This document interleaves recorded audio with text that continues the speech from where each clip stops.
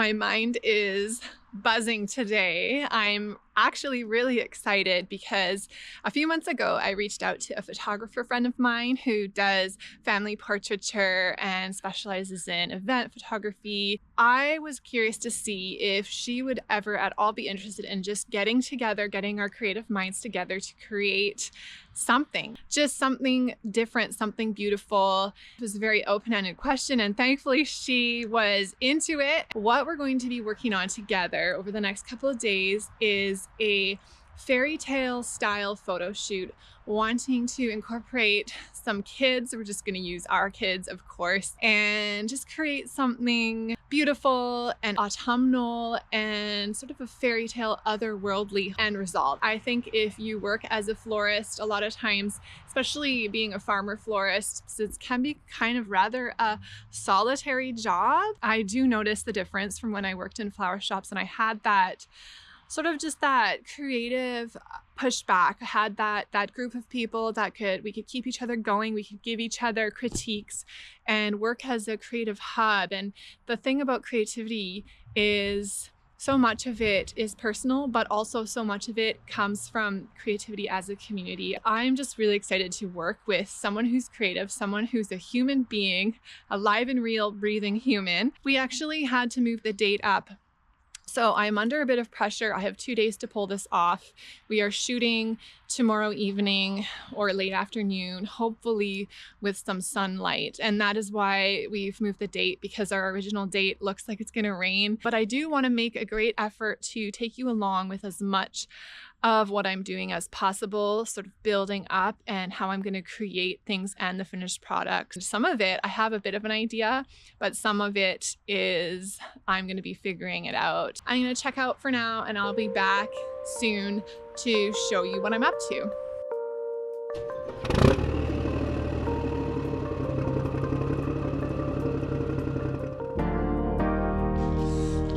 Whew, it is so chilly today. Ugh. I'm just out walking my woods. We have a mixed property with a ravine, a creek that runs through it. So we have a bit of a natural forested area that we do maintain. A lot of it I also farm it in a way. I grow a lot of native plants in there and I forage a lot of my materials from there. And I love that I can do that and forage in a sustainable way. So I'm just out looking now. I wish it was sunny and I'm gonna have to come back out in the evening when closer to the time when we're shooting, really to get a sense of where the light is. But I'm just out strolling right now to kind of see where we could possibly set up the shoot.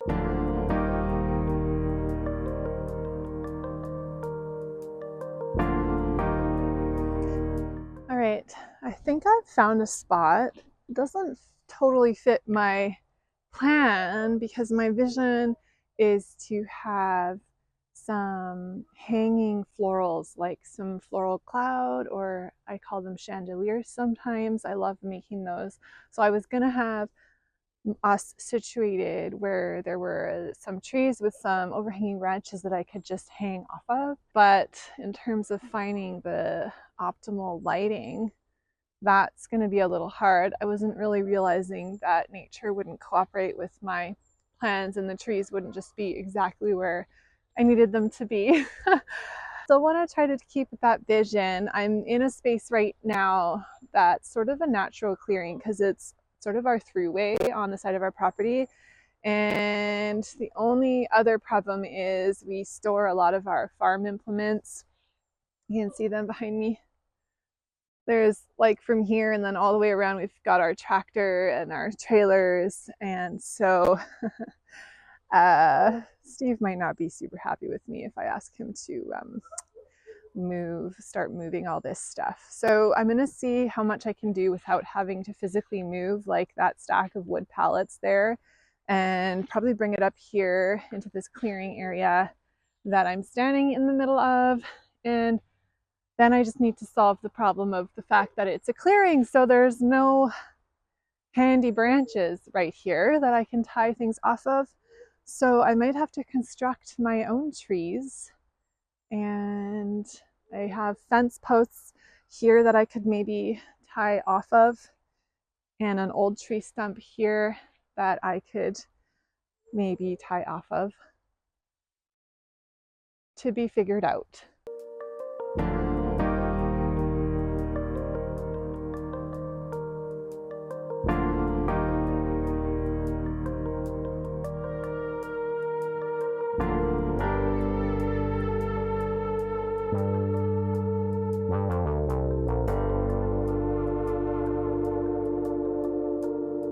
All right, I think I have this figured out.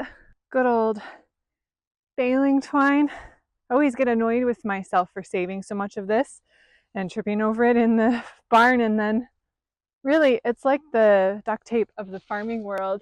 There's actually a branch back here that I can tie off of, so I think this should work.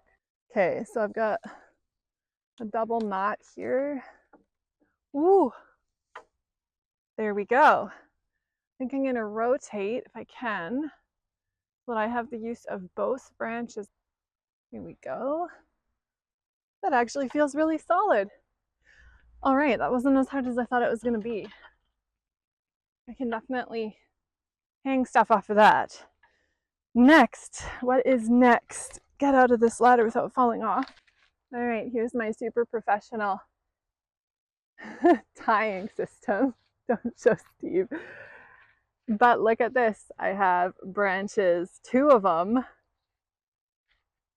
So that is very excellent.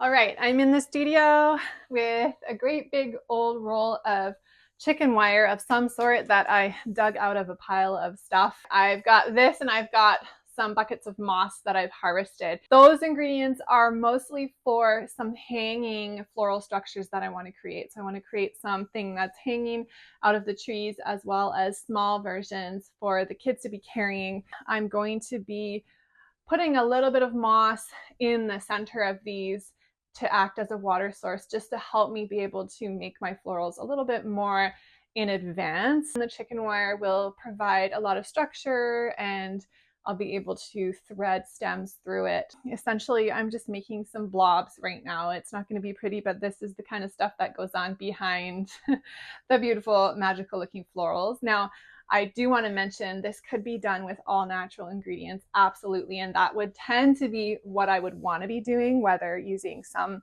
grapevine or branches with some moss worked in. It's definitely possible, just in the interest of time right now, and because these are staying on my farm and so I can reuse the wire and I can reuse the moss, I decided to just go this route just this time. So I think what I'm doing is, this looks to be about 4 feet deep, these pieces, and I'm going to be cutting about, I'd say 12 inches to 18 inches. Okay, so I've got my first piece. Basically, we're just rolling them up, crunching them up, and getting those multi-layers in there to really help with the stems placements, the stems being able to go in at multiple angles, kind of basically tying it onto itself here. So this is going to be the top, and then I will load the moss in from here, and then I can just close this up. Here's my great big bucket of moss. Lots of twigs, lots of leaves in there as well. It's all good for this. And there we go. So beautiful, right? Making decisions on the fly here. So I want to make the little handheld ones for the little darlings to hold, and I'm realizing the wire is just basically a waste of time. What I want to do is have a denser moss ball anyways, and want a little bit of a tighter ball because these ones are going to be carried. I want to have a good security for my stem. So I'm taking a moss ball that I just made in my hands, just formed it in my hands, and I'm just using sisal, and I'm just going to wrap this sisal around and around to hold this moss together. That is all I need to do for that. I've got my basic cut list. I'm sure I'll find other things while I'm out here. I really need to get the flowers cut now so that they can drink long enough so that I can stick them in the moss and they'll hold up. So just that rest period after we cut our flowers, that is called conditioning. It's a resting time where the flowers recover from being cut and actually makes a significant difference in their vase life, in being able to handle them and them not wilting. I'm going to be using a ton of dahlias. As you can see, the dahlias are going crazy again, and it serves me to deadhead them so that I can get more blooms later in the season. Here are all of my dahlias now. I've cut about 80 stems with about 20 between the different color groups, and you can see from the dark red to the bright reds to the corals, oranges, and then into some whites. I really want the whites in there just to pick the palette up, just to brighten it and give it some contrast with the lighting and in the forest and everything. Some of these aren't the best for cutting. Some of these little white ones that I really want, because they're cute and dainty, they already have open centers. So I'm not sure, there's not a lot of petals on there, so I'm not sure. Hopefully they'll hold up, and they're not my favorite variety, but for this purpose, they would be perfect for the look that I want. So hopefully they hold up and they don't drop all their petals overnight. We shall see. So I did find something that I wasn't planning to cut. I found these volunteer sweet peas in my greenhouse, just a hint of pink on them, and they're going to help give me that lush, sort of abundant feeling with a draping feel that I'm after. So they're going to help me out with my look. Also, beside me here, I have a bunch of tomato. So I have about 40 stems of tomato. I have a handful of sweet pea vine, and I've just grabbed 20 stems of tomatillo. The tomatillo foliage, as you've probably heard me mention now on a few videos, is I'm finding extremely reliable. It worked really well for an installation I did. I haven't done a test of it in moss yet, so this will be interesting to see how it holds up. Back to work in the forest while my flowers are conditioning. I really need to get my infrastructure set up so that I can begin flowering this evening. So I really need to figure out where exactly things are going. So I've hung my first moss ball. I pulled them out of the buckets they were soaking in, and yes, they will drip. That's fine. I mean, we're outside anyways. I don't want them to dry out though, so I'm gonna get everything hung up. Then I can always put plastic bags on everything because it needs to still be moist for tomorrow, or there's really no point in having the moss. So I've got this first one hung here. I think I'm gonna hang the next one here, and then I had the idea to have 3, so I'm not 100% sure right now where I'm putting the third one or if I'm gonna end up using it. I'd love to have it on the other side if it's not too hard to accomplish. But anyways, I'm gonna keep chipping away here and getting things set up.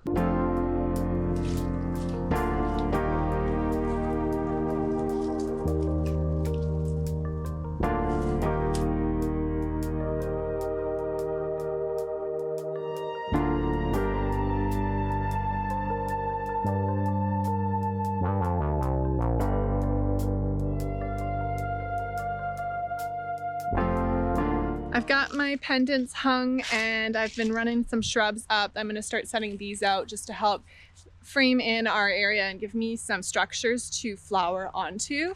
I'm a big fan of using living shrubs to do that. And you might remember these. These are the Haskap shrubs. I used them for that foam-free installation that I deconstructed for you guys. I've also grabbed a potted wild rose. I love the smaller leafy texture, and the foliages right now, you don't have to look much farther than nature for foliage that's starting to turn color and really give that autumnal richness.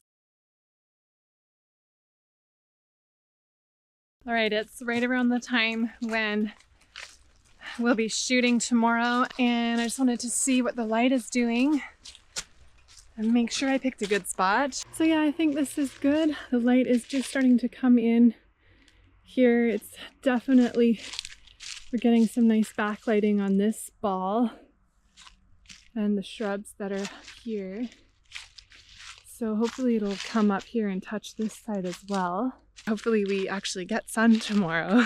I'm actually so nervous about that part of it because I'm really not a photographer. I can take decent photos for my marketing of my products and things, but it's not something I do. So I wish we would have had time. I could have got my friend out here to help me pick a spot, but hopefully I've done well for us. I want to show you everything else that I grabbed so far. So you saw the dahlias we had, from the burgundy reds to corals to bronze orange, and also the whites. They're not totally looking awesome, these guys, but hopefully they'll hold up. So what else I grabbed some sad status. These are not saleable status, but nevertheless, the colors are awesome, and I don't see why I can't use these. And the nice thing about status is they hold up well without water. I've got some autumn joy sedums, and I went ahead and grabbed some that are already starting to turn sort of a greeny brownish color. And I've got some bright lights cosmos and some random straw flowers in my hues, and a whole bunch of queen zinnias in the coral tones, and some very overly mature rudbeckia, so I wouldn't be selling these, and hopefully they hydrate okay. Some of them look fine, some of them don't look so fine, so we'll see. And this, I'm gonna put the name of this in captions because I can't remember, but it's a terrible invasive, and it just has these long lovely stems with these purple, the leaves are backed with purple. So I thought that was interesting, and needs to be picked anyways from our property where it's growing from our previous owners of this property. So I thought that would come in handy for my chandeliers. A little bit of asparagus, and that is everything that I think I didn't tell you about so far. Hey, just an update. I'm all set up for a busy work day today. Today is the day for the photo shoot. It'll be this evening, so I've got to get everything done today. And of course, I'm a little behind compared to where I wanted to be, but that's okay. It'll be fine.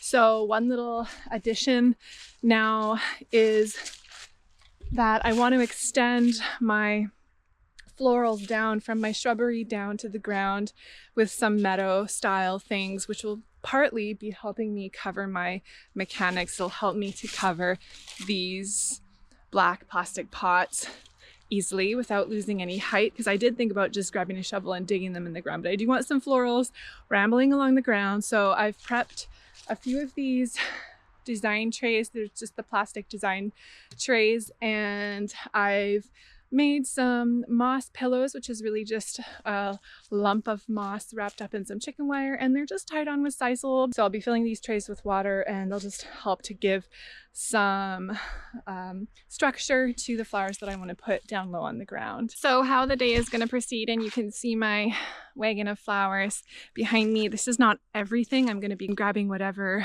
foliage I need to borrow from the forest here as well. But I will just keep you posted as much as I can as to what else I'm bringing in. But that's the main ingredients. Where did they go? Right behind me here. How it's going to work out today is I'm going to be starting here with my foliages to start basing out my structures. And I'm just going to try to be quick and efficient today because I have to pick up my kids from school at 3. So I am going to basically just try to work ingredient by ingredient. That's what I'm going to be trying to do. So I'll be starting with, for example, the tomato, and I'll be working from ground to mid to up and just getting my tomato in, then move on to the next ingredient. So you'll probably notice a bit of that pattern as I'm working today. I don't want to stop and just do one item at a time. I want to work on all of these things all at the same time, and then I actually still have to move on, also finish this and make my little handhelds that the kids are going to be holding. So busy, busy.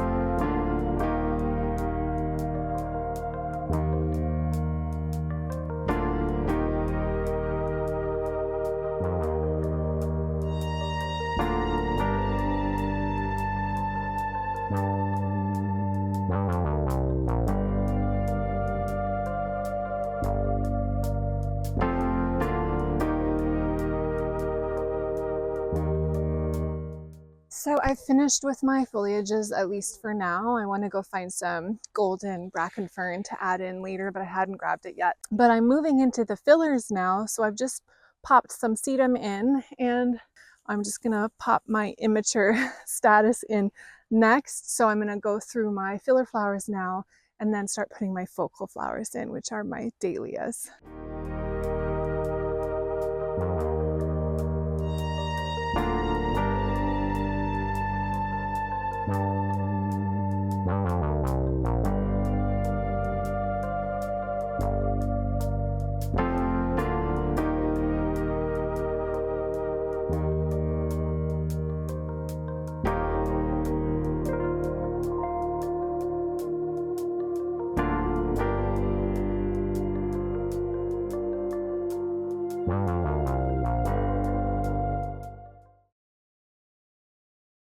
Hey, so update, I've been making the little handheld orbs or whatever they're called for the kiddos. I'm going to be putting a nice ribbon for tying it, and yeah, it went together pretty good. I realized I made the moss too tight, so I squashed it too hard when I was wrapping it. I should have known better, because if you do that with a moss wreath frame, it's the same problem, and the problem is that the moss is so hard, it's so densely packed that it's really hard to insert stems. So I was having trouble getting some of my stems in, so I swapped some of my ingredients out, like the greenery. I swapped out some forsythia, which has a woodier stem, just some things to make it easier to insert. I probably should have just remade the balls, but oh well, it's too late now. So anyways, they're pretty much done now, and yeah, I'm gonna head back and finish up what I've got going on at the back. All right, I'm all set up. I just have to clean up all my buckets and everything. So I'll give you guys a good close-up on everything, but just a quick rundown on what I ended up doing, so in case I missed anything, because there's a lot going on today. So I've got 3 of these floral pendants, 1, 2, 3, and I ended up struggling for simple greenery. Ended up grabbing, what I didn't show you was just green bracken fern. Now I was hoping my bracken fern would be gold by now, but it's seemed to be a little bit too early in the season for gold this year. So I had a tiny bit, but I just ended up using the dark green. Also foraged a little bit. I've got some thistles that have gone to seed that are just giving me this lovely frothy texture. So I just gotta get cleaned up. The light in here is perfect already, and hopefully my friend can maybe even get here early to take advantage of this stunning light. So very happy, very tired, made a big mess, gotta clean up.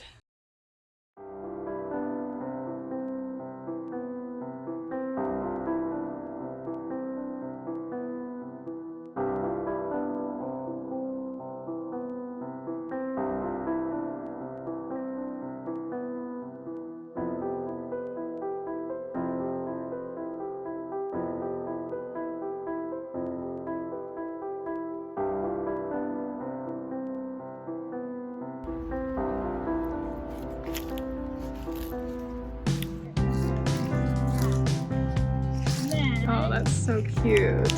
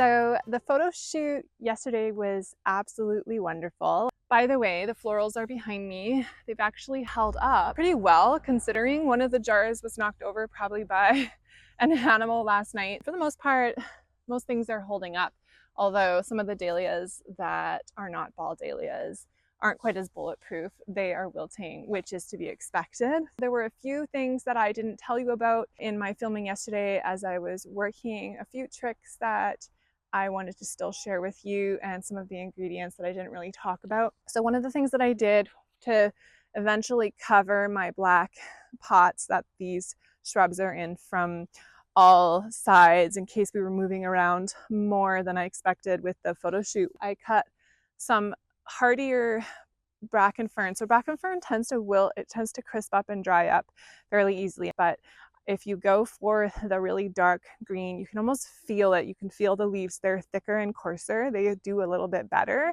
What I did here is I actually stuck these stems of these directly into the dirt, into the potted plant as well as into the ground. So that's just a trick for you that can work really well. I'm sure that would work well with dahlias too, especially if the ground is moist.